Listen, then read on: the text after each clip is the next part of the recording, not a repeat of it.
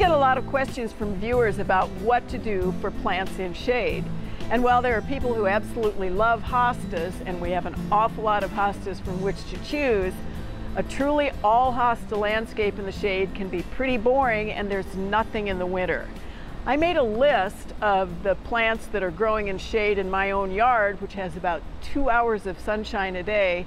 I came up with almost 30, and not a one of them is a hosta. So what we're going to do is we're going to look at some of the different plants you can use in a shaded environment. You look first for some texture and some form.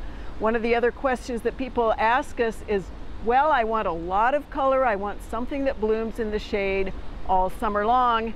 Just not going to happen unless you move to annuals.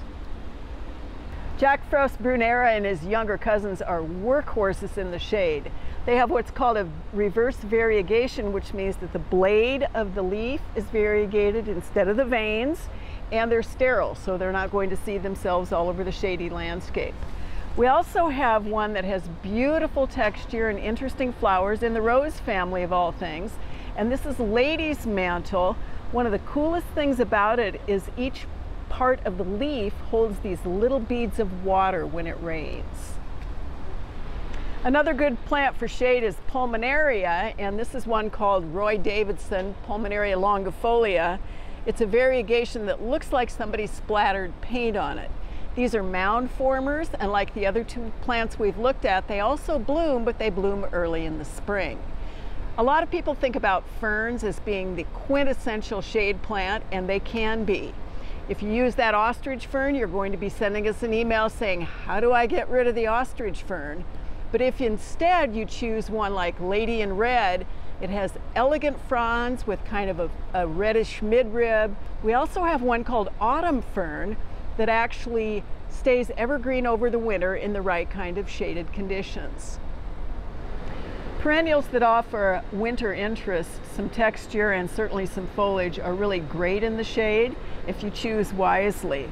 This is Hellebore, and it is one that has leathery leaves, blooms very early in the spring, forms a small colony by seed. Those are leathery broadleaf evergreen leaves.